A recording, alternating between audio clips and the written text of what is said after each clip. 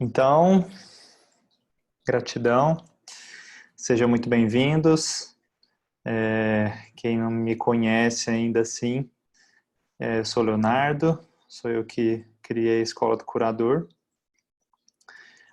Para mim é uma alegria começar mais um curso, resisti bastante ao modelo online e agora na pandemia comecei a gostar dessa história, estou achando interessante, mas ainda assim quero oferecer um curso online vivo.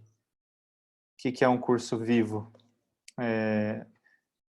Saulo, se alguém não está me ouvindo, é por conta de uma configuração pessoal aí. Todo o resto já está me ouvindo, tá? Então é só tenta entrar e sair, ou habilitar aí o som no seu computador. O curso vivo, gente, é que quando nós compramos um curso na internet, gravado, e fica lá a gravação, ele tem uma força específica.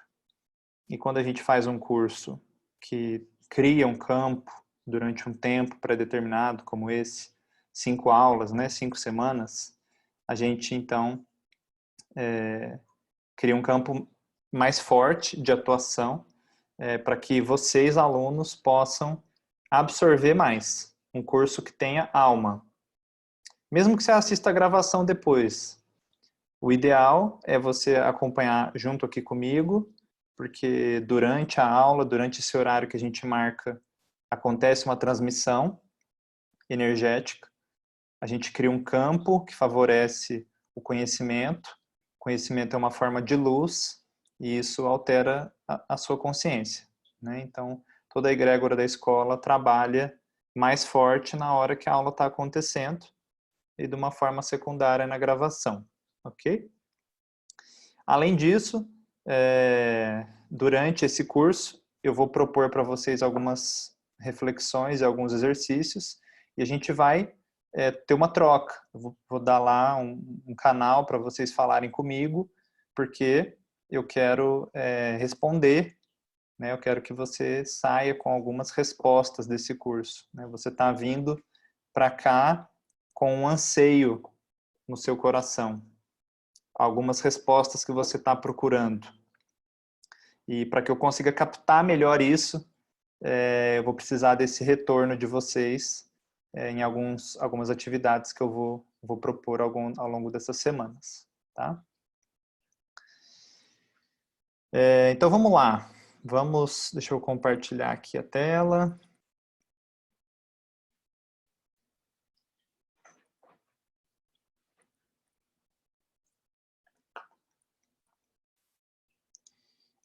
Uma outra coisa prática. Quem quiser pode deixar a câmera, eu agradeço, porque me ajuda a conectar com vocês. Mas quem não quiser também não tem problema, tá? Tá tudo certo. Vamos lá. Olhe para essa imagem que eu usei na divulgação. Conecta com esse... Para olhar os detalhes dessa imagem que eu escolhi. Tem lá figuras de ancestrais, né? Uma pessoa olhando fotografias antigas, casais, famílias. Família, amor e ordem. A alma familiar e as suas leis. E aí, procura refletir nesse momento o que é que está te trazendo, o que é que te conectou com esse curso. Quais as interrogações que você tem, quais as buscas, né, a respeito desse tema específico. Amor e ordem, né, que são palavras fortes, palavras que carregam bastante significado dentro de qualquer contexto, mas dentro da constelação especificamente, eu diria que são os conceitos centrais, né? Amor e ordem. Então, a partir dessa reflexão, eu quero agora que você feche seus olhos, aí onde você está, e deixe suas mãos com as palmas voltadas para cima, em cima das pernas mesmo, assim. Eu vou ficar aqui com a mão posta, mas você fica com a mão com a palma voltada para cima. E aí você fecha os seus olhos e vai acompanhando só na minha voz. Quero nesse momento que você visualize uma esfera dourada, uma bola dourada que eu chamo de suprema luz. Essa bola dourada do tamanho de uma bola de futebol, ela vem se aproximando de você por cima, ela vem do alto e ela paira acima da sua cabeça.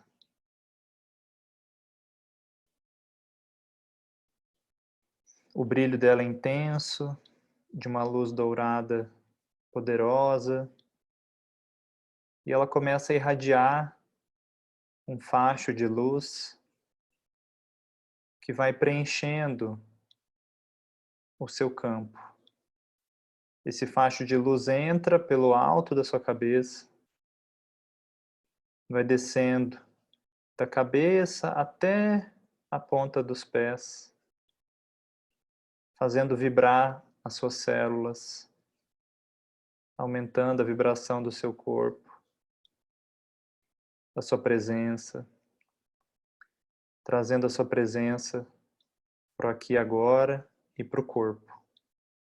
Deixando de lado celular, WhatsApp, Instagram. Coloca todo o seu foco aqui comigo para que você possa absorver a transmissão.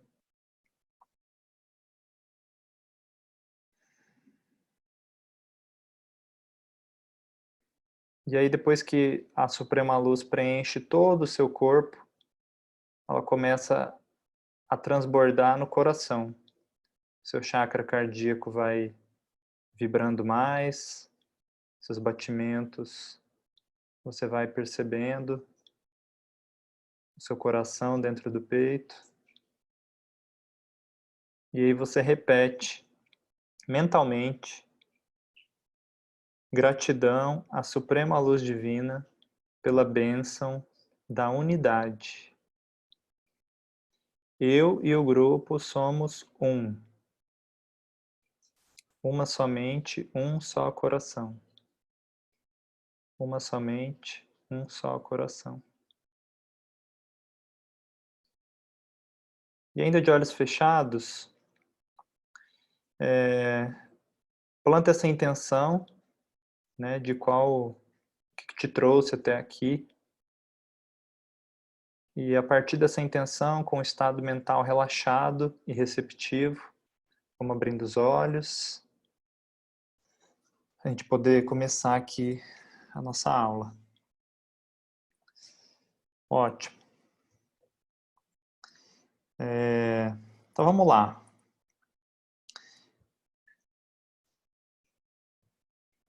Para quem não conhece, então, tá vindo, é o primeiro curso que está fazendo comigo. A Escola do Curador é uma escola de autoconhecimento e despertar. Eu trabalho pelo despertar da consciência por meio de cursos, né, que a princípio eram cursos teóricos e vivenciais, né, sempre presenciais. E aí, a partir desse ano eu comecei a trabalhar online também. Estou ainda aprendendo como eu vou me adaptar nesse novo formato, mas está dando certo, está expandindo bastante o trabalho, a quantidade de pessoas estão podendo receber mesmo à distância.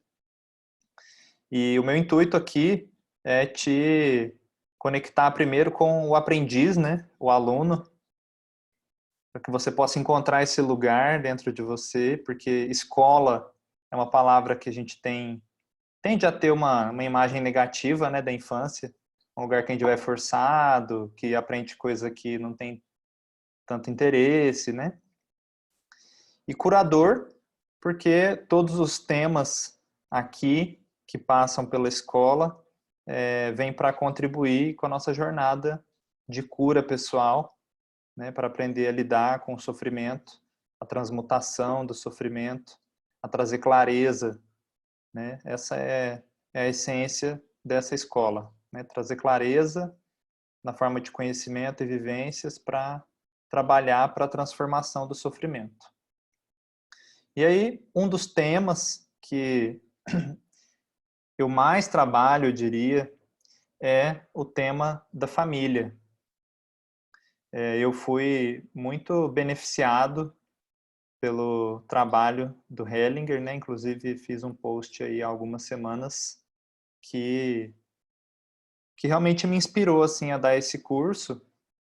Então esse curso é também um tributo ao Hellinger, a essa autobiografia dele, né, que é um livro recente e que trouxe aí algumas respostas para mim.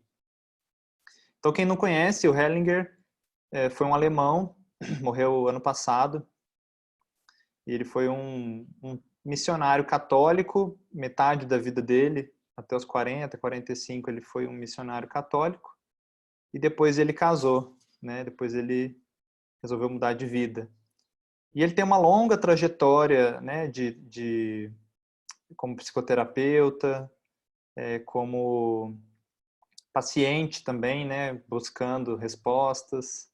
Trabalhou na África como missionário, e estudou com pessoas que na época dele eram grandes referências, né, seja para tanto análise transacional, como também a Virginia Satir, mas ele também conheceu a terapia do grito, né? Ele conheceu muita gente importante, fez formação em psicanálise e lá pelos seus 70 anos ele criou, né, desenvolveu um método próprio que é uma síntese de tudo isso que ele viveu e que se popularizou muito nos últimos anos, que é popularmente conhecido então como constelação familiar. Então esse curso ele vai trazer para você alguns elementos que embasam a constelação familiar. O pensamento, a linha de pensamento, a visão de mundo que o Hellinger deixou para a gente, porque essa visão possibilitou um outro nível de atuação, né, no trabalho terapêutico. É igual você olhar, pegar uma folha de sulfite, aí você faz um binóculo, né, um canudinho assim com ela, aí você olha. Aí você, de repente, abre essa folha de sulfite, aí o binóculo fica desse tamanho, você olha muito mais, né? A sua visão expande. A visão sistêmica é isso. Uma coisa é você olhar um problema a partir do primeiro andar de um prédio. Você vai lá, sai na sacada, fala, nossa, estou vendo isso, isso, isso. Aí você sobe lá no 12º andar, aí você vê a cidade inteira. Você tem uma visão mais ampla. Então é isso que o Hellinger trouxe para a gente, principalmente da psicologia, que enxerga o indivíduo, o indivíduo, o indivíduo. E ele veio e falou, olha, o indivíduo é só uma peça de uma alma familiar. Somos parte de uma alma coletiva. O primeiro inconsciente coletivo, a primeira camada do inconsciente coletivo é o inconsciente familiar. Portanto, é o inconsciente que mais tem influência na formação do nosso caráter, da personalidade. Então, é uma visão muito original, né, e que ainda tem a impressão que ainda vai ganhar bastante espaço no mundo. Já ganhou bastante, mas ainda vai, porque está conquistando outras áreas, como a pedagogia, o direito, né, e por aí vai, porque é uma ideia muito, muito ampla. Então, olha aqui algumas questões, né, que às vezes passam aí pela gente e que esse curso vai te dar algumas respostas, porque o Hellinger conseguiu, né, mostrar para a gente, descobrir algumas dessas respostas. Uma delas que a gente cansa de ver no trabalho terapêutico é por que vivemos repetições negativas?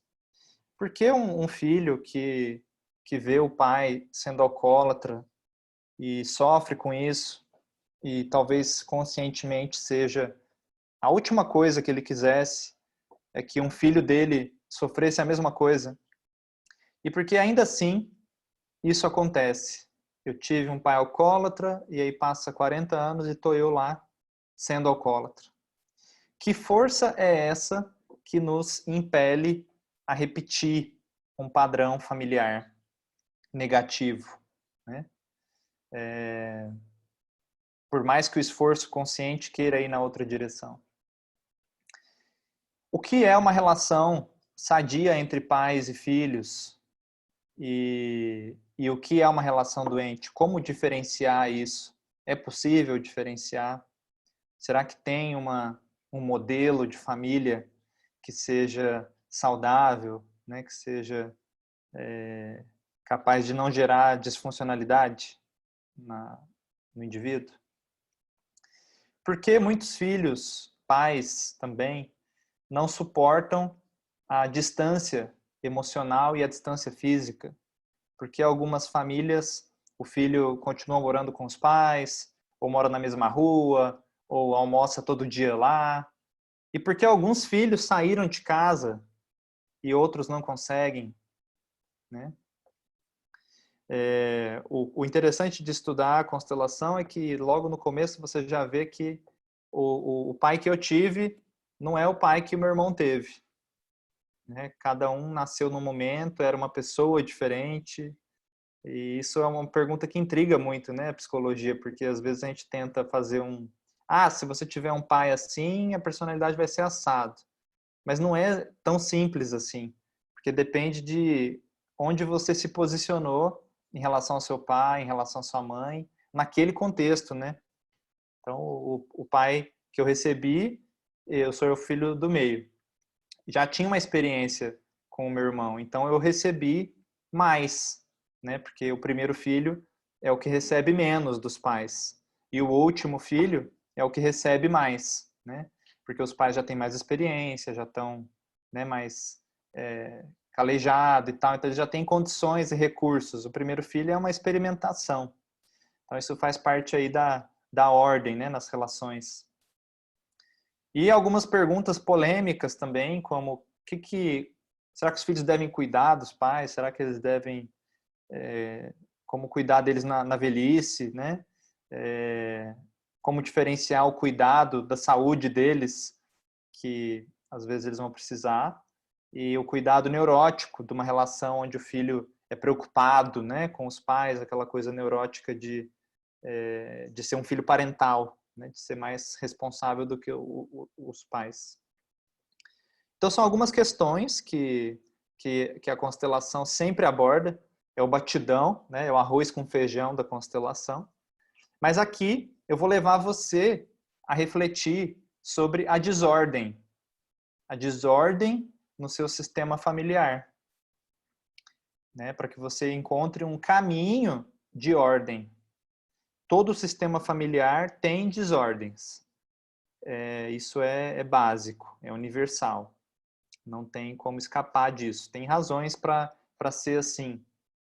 Não precisaria ser assim. Os antigos, né, os índios, por exemplo, quando viviam lá na harmonia deles, não havia desordem nas famílias indígenas, porque eles tinham uma ordem social bastante estabelecida.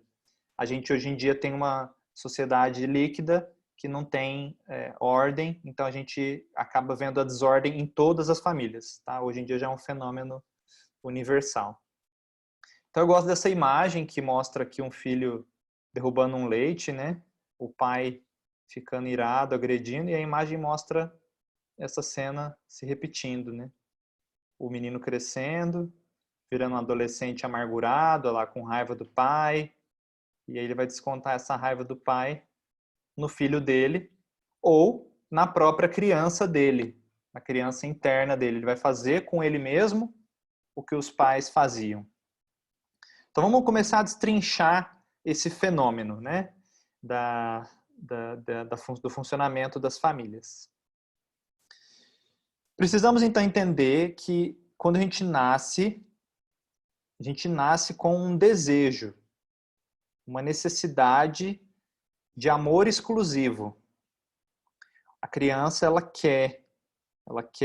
acha inclusive que ela precisa, parece uma necessidade vital, amor exclusivo. O que significa amor exclusivo? Significa ter as suas necessidades atendidas imediatamente. Significa que alguém fica cuidando das suas necessidades o tempo todo, né? Bom, com um pouquinho de raciocínio de uma mente adulta, você vai concordar comigo que é impossível alguém satisfazer todas as necessidades de uma outra criatura o tempo todo. Concorda? É impossível. Por que que não é possível? Porque a outra pessoa existe também, ela tem que cuidar das necessidades dela, né? Mas nós nascemos com um anseio de que deveriam satisfazer todas as minhas necessidades. Isso já vem em programação de fábrica. Não tem como mudar. Toda criança nasce querendo isso.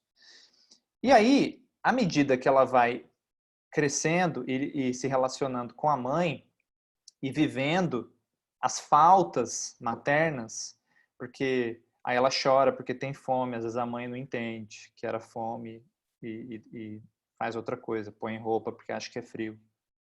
Ou ela sente que está incomodada e quer levantar e a mãe põe ela para deitar. Então ela vai lidando com a imperfeição dos pais.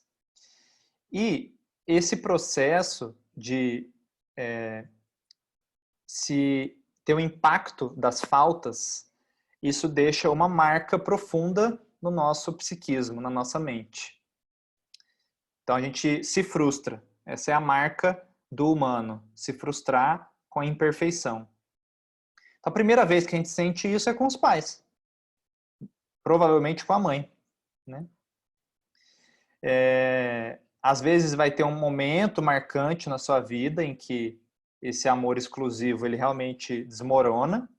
Para mim, eu sei quando foi. A minha irmã nasceu e meu pai filmava, tinha aquelas câmeras, naquela época era fita, né? Cassete que chama aquilo, não é cassete, é fita VHS, né? Aí a minha mãe chega da maternidade com a minha irmã, aí eu olho para a câmera e falo, meu reinado acabou. Então eu, como criança, estava ali percebendo que algo tinha mesmo acabado. Para mim, as memórias da minha identidade começam aí, com a minha irmã nascendo e com eu não podendo pular no colo da minha mãe porque ela estava grávida. Eu falei, ué, mas por que eu não vou mais poder pular? Né? Então veja, você vive muitas frustrações do amor exclusivo, mas às vezes tem um momento mais marcante, um momento em que você fala assim, ó, esse mundo, fala pra você, viu? Você dá uma amargada, sabe? Às vezes a gente tem essa experiência, às vezes não, às vezes você pode não ter um marco assim da frustração do amor exclusivo. Quem tem irmão costuma ser a chegada do irmão. E sempre do outro irmão, do próximo, né? Porque o que tá, o mais, por exemplo, o meu irmão, fui eu, a minha chegada, né, para ele. Mas para mim foi a minha irmã quando ela chegou. Então, quando então, quando vem gêmeos, aí a situação é particular dos gêmeos. Mas eu vou falar dessas coisas. Pode deixar. Bom, quando a criança vê que não vai ter amor exclusivo, ela se ressente muito. É uma ira. A criança fica tomada de ódio, né? Ela se sente rejeitada, ela fica ressentida, ela quer culpar os pais, né? Não é qualquer coisa você frustrar uma criança, um ego imaturo. Ela reage com violência. E ela reage com violência porque ela realmente acredita que os pais poderiam dar amor exclusivo para ela. Então não está dando porque não quer. Então não está dando porque não gosta de mim. Então não está dando porque gosta mais do outro. Certo? Ela tira conclusões. Conclusões que são generalizações. Que são falhas na inteligência. Entenda o que eu quero dizer com falha na inteligência? É um momento em que a mente da criança generaliza. Como se você falasse assim, Léo, eu tenho 5 camisetas azuis. Então, se eu fechar o olho e puxar uma camiseta azul do meu guarda-roupa, a próxima que eu puxar vai ser azul também? Não necessariamente, né? Porque você tem outras. Tem branca, né? Laranja, vermelha. Mas não. A criança ela cria uma conclusão muito rígida e generaliza isso para a vida. Então, olha essa imagem como ela que ela está vendo? O pai vai pegar a bola no telhado. O pai está lá de chinelo, mostrando o rego, vai lá com a escada meio tremendo e tal. E a criança vê isso e sente que, nossa, é um super-herói que está indo lá tirar aquela bola, olha como ele é forte. Então ela tem uma visão idealizada. Os pais são deuses para a criança. Eu tenho uma memória disso. Meu pai, quando chovia muito lá no bairro que a gente morava, o bueiro ele entupia e aí molhava o lugar que não devia molhar lá, a água ficava correndo errado. Aí meu pai subiu uma vez de carro assim e ele abriu o bueiro da rua e aí as folhas caíram lá, enfim, desobstruiu lá a água. E eu lembro de olhar aquilo assim, fascinado, sabe? Falar, nossa, meu pai sabe abrir o bueiro da rua e tal. Então essa visão que tem no coração da criança é uma visão divina. É por isso que os pais são portais para Deus. Porque a gente projeta a imagem de Deus nos pais. Aí você não encontra Deus nos pais. Aí é que vem o ressentimento. Aí provoca a amargura em você. Provoca sentimentos negativos. Então, essa experiência de ter uma necessidade de amor exclusivo frustrada, ela gera núcleos de dor. Uma dor emocional, né? Que para o cérebro é a mesma coisa que dor física, né? Tem os mesmos gatilhos, a mesma fisiologia. E aí isso fica alojado no seu inconsciente, essa dor. O seu inconsciente, ele engole. Ele foi feito para te proteger. Você vai lá, experimenta uma frustração, experimenta, isso vai ficando lá guardado. E você vai seguindo a vida, vai sobrevivendo com essa família, enfim.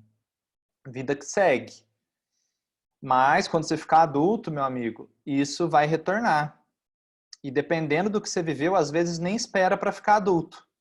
Às vezes a criança já começa a adoecer, né? Ela mesma já começa a apresentar disfunções. E a mente infantil, ela não tem condições de lidar com esse conflito. Como lidar com sentir amor e dependência dos pais? E sentir ódio porque eles não gostam de mim, porque não fizeram o que eu queria. Então, a criança toma uma decisão, né, de se dividir internamente. Porque a hora que ela sente o ódio e sente a alma dividida, ela fica com vergonha e com culpa. Porque a mente infantil não consegue lidar ainda com a dualidade. Isso é um aprendizado que a gente vai ter ao longo da vida. Lidar com a dualidade, lidar com os afetos contraditórios. Com amar e ter raiva da mesma pessoa. Um mosquito aqui. Com gostar de alguém e não querê-lo perto de você. É possível. Como lidar com isso? Só uma mente adulta consegue lidar com essa tensão dos opostos. A mente infantil não consegue. Então, a criança ela vai ficando tomada de vergonha e culpa por nutrir sentimentos negativos pelas figuras parentais, né? Mas ela não sabe o que fazer com aquilo. Aí é que entra uma grande estratégia que é um recurso mental, né? A nossa mente ela é uma mestra em adaptação. Todo o nosso design, o nosso DNA é forjado para nos adaptar ao meio que a gente vive, não é? Isso tudo a nível fisiológico, o ser humano se adaptou na alimentação dele, ao clima, tudo isso. A natureza é uma grande adaptadora, né? Então a nossa mente começa a ver, bom, então tá, então nasceu o irmão, tive a minha ferida do amor exclusivo, mas espera aí, deixa eu ver o que dá para fazer para eu ter um lugar especial na minha família. Eu quero ter um lugar especial. Eu não vou ter todas as minhas necessidades atendidas, mas quem sabe, se eu tiver um lugar especial, de destaque na família, assim eu vou me sentir melhor, né? Não vou sentir tanta dor. Então é nesse momento que criamos um personagem para viver naquela família. Um personagem que é formado a partir de dois fenômenos. Um é a imitação dos pais e dos amigos, enfim, de quem estiver perto, né? A mente é um gravador, você põe, ela absorve, reproduz. E por compensação. O que é a compensação? Se o seu pai é alho, você vira bugalhos. Entende? A criança entra no lugar de compensar o que falta para os pais. Se os pais não se cuidam, então a criança entra no lugar de cuidadora. É uma questão de equilíbrio, né? Ela vai aonde está faltando. A criança se conecta rapidamente com o vazio da família. Ela olha a família, percebe onde estão os buracos, né? Eu lembro, por exemplo, quando a minha irmã nasceu e eu ouvia o choro dela assim que ela chegou do hospital, eu pensava assim: meu Deus, eu não posso mais dar trabalho, porque agora meus pais têm que ficar cuidando da minha irmã. Olha o choro, eu ficava impressionado com o choro dela, o choro do bebê. Me dava angústia aquele choro. E eu lembro direitinho, assim, dos primeiros dias que a minha irmã chegou em casa, de eu pensar, falar, não, agora eu não posso mais dar trabalho. Então, essa conclusão que a gente tira a respeito na nossa família, ela é individual, você precisa pensar a respeito da sua. Que personagem você se tornou? Você precisou se tornar na sua família. Foi uma estratégia de adaptação por meio de imitações e compensações. Então eu, percebendo que eu não podia mais dar trabalho, comecei a querer crescer logo. Comecei a querer esconder se eu precisasse de alguma coisa, né? Se de repente ficasse doente, aí o filho começa a não querer mostrar, começa a querer mostrar que está tudo bem, né? Então aqui alguns exemplos de personagens que a gente pode incorporar, né, na nossa criação familiar. Sendo que você não fica só em um, tá? Você tem, às vezes, um que é o seu My Precious, mas tem outros também que você pode entrar. Esse aí que eu tô falando, né? O cuidador, é o filho parental. É o filho que ele é preocupado com os pais. Ele quer ajudar os pais, ele se preocupa com a mãe, se preocupa com o pai, ele sente muita dó, né, dos pais. É um tipo de personagem. Mas tem também o filho que entra no papel do excluído. O meu irmão, sinto que ele entrou um pouco nisso. Teve uma época que ele foi morar no quarto da empregada, na despensa que tinha lá em casa. A empregada não morava em casa, mas tinha um quartinho que seria, entre aspas, quartinho de empregada. Ele saiu, dividia quarto comigo e foi morar lá. Nem lembro hoje exatamente por quê, qual que era o motivo, a desculpa, sei lá, mas ele sempre foi esse. Ficava mais na periferia, sabe, da família. Então, um exemplo de personagem. Então, para sobreviver, eu entendi que eu preciso ficar na periferia, que não tem espaço para mim aqui. Tem também filhos sedutores, né, que quer ficar orgulhando os pais, né, tipo assim, nossa, eu sou melhor, né, olha como eu sou bom, dando orgulho para os pais para ver se os pais enxergam. Tem também filho rebelde, o personagem que é do contra, né, que não quer concordar com ninguém, você fala para ir para a direita e vai para a esquerda, tem prazer, né, em ficar sendo rebelde. Vai vendo que todos eles querem a mesma coisa.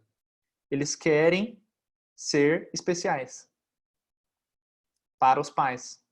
Eles querem conquistar o amor dos pais. Tem também filhos que vão para o papel de vítima, né, na família, que estão sempre se comparando, né, falando, ah, mas você deu mais para o meu irmão, né, ele pode mais e não sei o quê. Às vezes os filhos mais novos podem tender a ficar nesse lugar, né, de vitimizado, de ser sempre o mais fraco, aquele que apanha, né. Tem também o eterno filho. Eu coloquei aí essa figura da grande família, que é o Tuco, né? O Tuco tem lá 30 anos, sei lá quantos anos ele tem, e vive lá com o popozão e com a Nenê, e a Nenê vive protegendo ele. Tuco, meu filho. E aí ele faz as cagadas dele, ela encobre, é Nenê que ele chama? É, né? É Linneu, né? É Linneu. O Linneu não consegue disciplinar ele, também não tem tanta força paterna assim. Então é o eterno filho, é o filho que nunca sai de casa. Tem também filho amante. O que é o filho amante? É quando o filho e a mãe, ou a filha e o pai, formam um casalzinho, né? Um casal psicológico, estou dizendo aqui. Às vezes pode ter abuso sexual também, mas nem sempre, né? Nem sempre tem. Tem só um abuso emocional, né? O filho, ele entra nesse lugar de compensação. Se ele percebe que tem um buraco no casamento, que os pais têm uma distância entre eles, aí ele vai lá e se coloca ao lado da mãe. A mãe permite, né? Claro, isso, os adultos é que põem ordem na família. E com a menina também, ela pode ser a filhinha do papai, né? O filhinho da mamãe, vai por aí esse personagem. Tem também o dependente, sabe? Aquele filho que usa droga, que é um fracassado, que sempre precisa de dinheiro da família, que não cresce, né? É também um tipo de personagem. E teria outros também, né? Teria muitos outros, não tem assim uma lista definida, né? Sendo que aí você pode ocupar um papel ou outro, né? E às vezes na vida isso variar, mas para observar que você vai ver que tem um que predomina na sua vida. Eu me vejo aí uns dois, três que predominam. Então, essa é uma investigação pessoal. Né? Faltou um importante aqui. Como é que eu esqueci desse? É o filho bonzinho, né?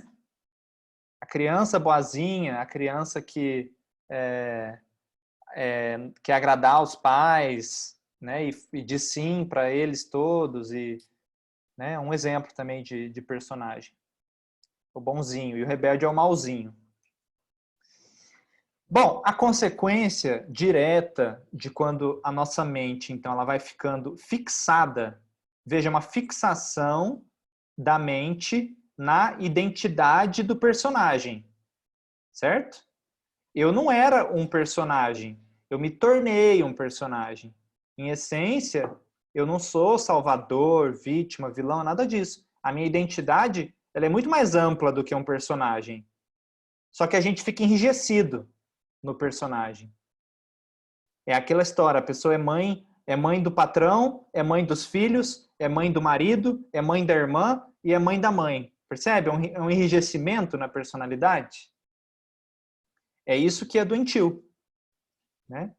Então, as duas grandes consequências da gente encarnar o personagem eu vou perder a minha espontaneidade e eu vou acumular medo e ódio. Vou acumular sentimentos negativos. E aí, essa tensão entre a minha espontaneidade e o acúmulo de sentimentos negativos é que vai dar problema na sua vida lá na frente. É que vai estar ligada às repetições negativas que acontecem, às frustrações. Mas por que, Léo? É uma maldição? Se eu virar um personagem, isso acontece de ruim? Não. Entenda por que isso acontece. É uma coisa simples de entender.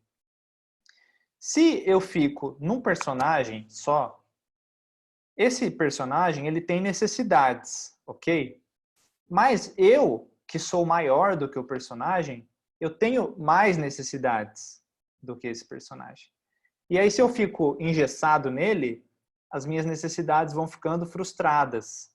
E eu vou acumulando essa frustração. Vou dar um exemplo mais prático. Imagina uma mulher que fica sendo mãezona. Então ela cuida de todo mundo. E cuida de cá. E cuida de lá. E cuida do filho. E cuida do trabalho. Então ela é sempre a cuidadora. Ela está sempre nesse lugar. Mas e a necessidade dela de ser cuidada? Ou de, enfim, de alguém antever a necessidade dela, né? Para onde vai? Ela reprime. Por quê? Porque ela não pode dar trabalho. E aí é que ela gera um problema na vida dela, porque ela nega uma parte dela. E ela vai cobrar no futuro, porque uma hora esse acúmulo de medo e raiva vai ser despejado. O personagem ele vai cair. De tempos em tempos ele desaba, esse personagem. Ele entra em colapso. E é bom que ele entre em colapso, para você ver que você não é ele, que você é mais do que o filho bonzinho, que você é mais do que o filho salvador, né? Para que você possa flexibilizar aí a sua identidade. Então, o meu trabalho é aqui te dar alguns recursos para, resgatar a sua espontaneidade, quem é você por trás desse personagem, e 2, o que fazer com esses sentimentos negativos. As pessoas não sabem o que fazer. Elas querem se livrar de sentimentos. Léo, eu quero me livrar dessa raiva que eu sinto. Eu quero me livrar da minha insegurança. Eu quero me livrar dessa repetição negativa. E esse caminho de se livrar não funciona. Não é por aí. Não é se livrando do personagem. Porque você vai levar essa característica pro resto da vida. Você era um filho rebelde? Pode ter certeza. Você vai ter uma tendência à rebeldia pro resto da vida. A questão é se você vai saber usar isso para o seu bem ou não. Porque um rebelde, ele também pode ser mais original do que os outros, ele pode ser mais ousado, né? Então, o caminho não é me livrar do sentimento, me livrar dessa máscara. O caminho é eu integrar, é o contrário. Ó, quero me livrar, força de exclusão. Na constelação você vai entender que nada funciona na exclusão. Tudo funciona quando você integra. Quando você pode ser um. Integrar tudo em você. Acolher. Abrir espaço em você para caber as coisas. Para caber as consequências das suas ações. Esse é o caminho. O caminho não é de se livrar. Por favor, tenham essa orientação, né? Sempre que você se pegar pensando, preciso me livrar desse sentimento, entenda, não é por aí. Se ao invés de tentar se livrar, você tentar compreender, como seria?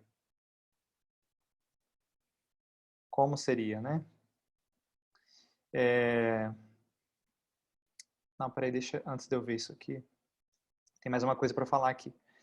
Então, esse caminho de compreensão do que acontece com você, ele amplia, por isso que a gente diz que é um despertar da consciência, é uma expansão da consciência. Porque eu preciso aumentar a minha capacidade de pensar e de sentir a vida. O nosso maior limite é a nossa identidade. Esse personagem que a gente acredita ser é o nosso maior limite. Porque é a partir do que ele pode e do que ele não pode que a sua vida vai sendo definida. Uma vez eu atendi uma pessoa que ficava muito nessa de ser, ela era médica e ela era muito, enfim, cuidadora da mãe, cuidadora dos irmãos e tal. E aí a queixa dela é que ela chegava fim de semana, ela tinha 2 filhos.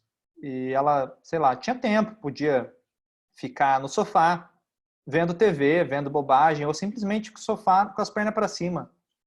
E aí ela sentia culpa de ficar descansando. E aí ela tinha uma compulsão de fazer coisas. Não, então vou limpar a casa, então vou fazer comida, então vou fazer aquela tarefa e tal. Ela não podia descansar. O que tinha por trás disso? Uma personagem que tem que estar produzindo, que tem que estar disponível para o outro, que não pode relaxar, né? Então isso já era um jeito, né, dela que foi se cristalizando. E aí, o que acontece a hora que você começa a fazer terapia ou a fazer cursos assim que vão te levar para esse questionamento, é que de repente você começa a estranhar o seu jeito de ser. Isso é um bom sinal. da evolução psicológica. É quando eu olho para mim e estranho. Eu olho com estranhamento para o meu comportamento neurótico, que até então eu achava, não, é normal, é porque eu sou assim, é porque eu sou agitado, é porque eu sou assim mesmo desde criança, que é a síndrome da Gabriela, eu nasci assim, eu cresci assim, você sempre assim, né? Quando você sai dessa identificação e você olha com estranhamento para o teu comportamento, aí é um sinal de que você descolou do personagem. Aí você fala assim, peraí, o que eu estou fazendo mesmo? Então, isso é um momento importante, um sinal de que a expansão aconteceu, a expansão da consciência aconteceu. Então, a partir desse questionamento, desse olhar de estranhamento, as coisas vão se dando. Só que isso só acontece, gente, se você tiver um olhar de fora. É muito difícil alguém conseguir ampliar a consciência sozinho, por si só. A gente precisa do olhar do outro. Porque o olhar do outro é muito mais fácil de ver a perturbação. Pensa quando você foi na casa do seu namorado a primeira vez. Aí você bateu o olho naquela família, você viu que a mãe é doida, que o pai é uma banana, viu as coisas lá, né? E ele acha normal, ele acha, é a minha família, é sempre assim. A sua que é estranha, né? Então a gente tem uma referência interna do que é família, mas quando vem um olhar de fora, é muito mais fácil. Muito mais fácil. Só que aí também você tem que ter abertura, né? Porque aí se o outro falar mal da sua família, você já se ofende. Já vai falar, não, a sua que tá errada, e já começa a briga ali, né? Dos egos familiares. Já sentiu isso? Você já sentiu ofendido se seu parceiro, sei lá, criticar ou falar uma coisa objetiva mesmo, né? Da sua família? É bem comum isso, né? Às vezes o casal até compara uma família com a outra. Então, esses são sinais da nossa identificação familiar. De você protege a família, né? Como se a família tivesse certa. A gente vai entender que isso é um amor muito profundo pela família, é um amor que a criança traz, que é um amor que o Hellinger chama de amor cego. Porque a criança, ela é um amor antes da moral. Se o pai é traficante e a mãe é prostituta, ela não deixa de amar os pais por isso. É um amor que vem antes da moral. E ela vai achar certo ser traficante e ser prostituta. Ela vai achar estranho quem não é. Então, quando ela tiver esse momento da vida de ver que caminho que ela vai tomar, uma força profunda vai impeli-la a ser traficante, prostituta ou coisas parecidas. Por quê? Porque ela repete o comportamento dos pais de forma cega. Independente disso ser bom ou ruim na avaliação moral que a pessoa faz. Porque quando você olha, você fala, não, é ruim ser traficante, não é? Vai morrer mais cedo, vai ser preso, etc. Mas a alma não segue essas leis. A alma segue leis que antecedem o comportamento moral. A criança segue essas leis. E aí agora que nós somos adultos, a gente precisa então ampliar a consciência para não ser vítima desse amor cego, né? Desse amor cego. Eu vou falar bastante sobre isso, sobre esse fenômeno do amor infantil, a diferença do amor infantil para o amor adulto. Mas hoje, o que eu quero é que você identifique qual é o personagem ou os principais personagens que você encarnou na sua família. Traga para a consciência isso com clareza. Léo, eu era a filha que tinha que ser sempre perfeitinha e tirar nota boa. Eu me castigava se eu não tirasse 10. Se eu tirasse 9, eu tinha vergonha de mostrar. Então tá. Léo, eu era o rebelde. Eu queria, né, ser do contra, destruir, fazer meus pais me notarem de alguma maneira. Então registra. Registre esse personagem. Porque com os áudios que eu mandar, as tarefas, a gente vai conhecer os limites, né, desse personagem e identificar a relação que há entre o seu problema atual que você quer que seja melhor na sua vida e esse personagem. Tá tudo aí. A sistêmica, ela parte do princípio de que tudo na vida é relacionamento. Eu me relaciono com o dinheiro, eu me relaciono com a comida, eu me relaciono com o trabalho, eu me relaciono com o parceiro. Aonde você aprendeu esse modelo de se relacionar? Na família. Você aprendeu esse modelo, é o modelo primordial. Aprendeu na família. Então, se uma pessoa tem um relacionamento disfuncional com o dinheiro, ela aprendeu isso em algum lugar. Se ela tem um relacionamento disfuncional com a comida, ela aprendeu isso em algum lugar. Então, a gente vai investigar isso para você ver que vai estar lá, alojado, né, no seu inconsciente, aguardando uma solução, aguardando um novo recurso para lidar com o amor infantil, com os sentimentos difíceis, né, da família, com as identificações familiares. Então, o meu trabalho também na Escola do Curador é dar uma referência, ajudar as pessoas a fazerem essa transição de consciência do infantil para o nível adulto e depois do adulto para o buscador espiritual, né, para o divino. Porque é aí que eu quero dar um vislumbre para vocês, né? Comecei falando que a criança projeta Deus nos pais. Então, se você não elabora as questões com os pais, a sua relação espiritual ela vai ser difícil. Você vai, às vezes, cair no ceticismo, ou você vai ter uma relação superficial com a espiritualidade, ou você não vai ter nada, vai ser um ponto, uma zona morta da sua vida, né? Porque o objetivo é que a consciência busque pela origem, é que ela busque pela fonte. Nós estamos em busca da nossa origem, consciente ou inconscientemente. E aí a gente trava aí. Essa trava é o personagem, né, do que os pais, do personagem que eu me moldei para ter uma atenção especial dos meus pais. Esse é a minha projeção, né? E aí isso vai complicar depois a minha relação com Deus. As minhas projeções em relação a Deus vão ser parecidas. Da mesma forma que eu vou ser bonzinho para ser especial na minha família, então se eu for bonzinho, Deus não vai me deixar acontecer nada de ruim. Aí quando acontece algo de ruim na sua vida, você se revolta com Deus. Eu vou ser rebelde. Você vai ser rebelde com a vida também, vai destruir a natureza, vai destruir a sua vida e vai falar, foda-se o dono desse mundo. Então a gente, enquanto humanidade, se você olhar, paira uma rebeldia na Terra. Uma rebeldia e um ceticismo, né? Onde a gente destrói a Terra sem reconhecer nela a divindade, sem reconhecer nela o amor pela mãe, né? Pela mãe Terra. Então, tem uns desdobramentos dessa história da constelação que eu só fui formando com o meu amadurecimento, né? No começo, eu só trabalhava ali pai e mãe, piriri, pororó, e aí depois, com o amadurecimento da minha busca, eu fui vendo que o negócio ia mais longe do que isso.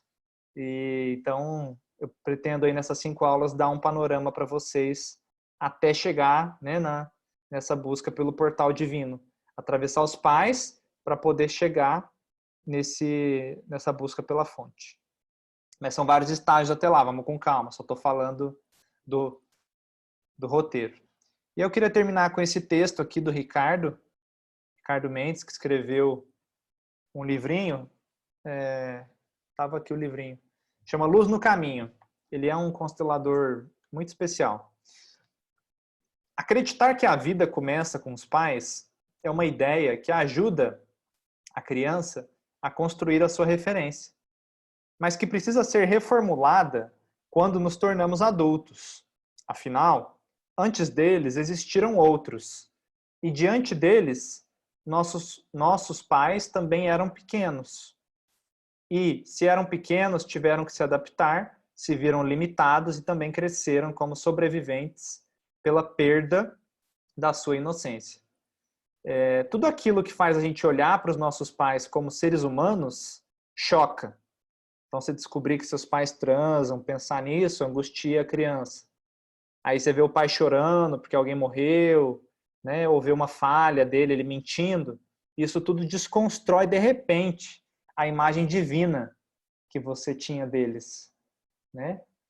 Então, isso é a perda da inocência. A gente precisa perder essa inocência e saber o que fazer com ela. O que eu vejo? A gente perde a inocência e não sabe o que fazer com isso. Reprime, né? Não quer pensar. Ai, não quero pensar quando os meus pais morrerem. Ué, mas é natural eles morrerem. Como é que você não vai pensar? Deveria, né? Uma hora você vai ter que se despedir deles. Então ainda é um resquício da criança, que vê os pais como deuses, né? Então, a gente precisa pôr ordem na família, que é eu achar o meu lugar de filho e reconhecer meus pais no lugar de pais. A partir daí, depois você consegue enxergar que por trás do pai tem um ser humano. Então, isso tudo faz parte da cura. Mas é uma coisa de cada vez. Não adianta querer pular etapas, não. Tá? Não adianta querer falar assim, não, eu entendo, minha mãe também teve uma infância difícil, então acabou o meu trauma. Não, não é bem assim. A gente vai ver como que esse caminho se dá, né? De cura, esse caminho de transformação do sofrimento e de dissolução dos traumas. Ok? Então, meus alunos, se conectem com esse campo, né? A Escola do Curador tem uma egrégora forte. Se você se conectar com o conhecimento, deixar ele entrar em você, você vai receber muito. Você vai receber algumas respostas do que você está precisando. Entenda que isso é um alimento que eu estou te dando aqui, é um alimento espiritual para você seguir sua jornada. A sua alma se conectou com esse curso, se conectou comigo e agora eu vou fazer essa transmissão. Tudo que eu recebi dos meus professores, dos meus terapeutas, eu vou passar para você. Então, quanto mais você puder, durante a aula e quando eu propor o exercício, você fazer isso conectado, centrado, mais a Suprema Luz vai poder atuar no seu campo para você expandir a consciência. Tá? Então, agradeço muito o interesse de todos. Estou muito feliz de poder passar isso adiante. E ainda dá para entrar. Essa semana eu ainda vou deixar, eu vou usar alguns trechos dessa aula para divulgar. E quem quiser entrar, ainda vou deixar entrar nessa semana. Então, se tiver alguém que você queira convidar, fique à vontade. Ok? Então, gratidão a vocês e aguardem minhas próximas instruções.